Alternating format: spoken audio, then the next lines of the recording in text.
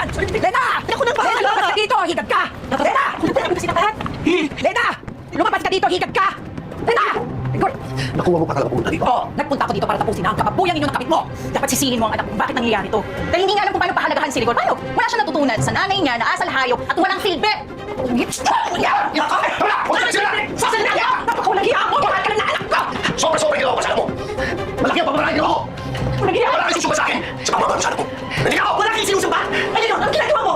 Ngayon sinisingil mo ako? Yung mga pagmamahal, Rigor, hindi mo siya mahal! Di ba? Hindi mo ba nakikita? Gusto mo niya maging miserable kagaya ng miserable niyang buhay! Walang hiya ka! Walang hiya ka!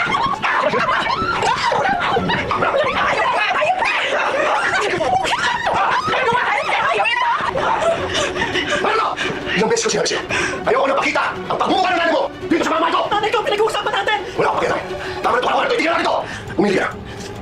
Yung nanay mo,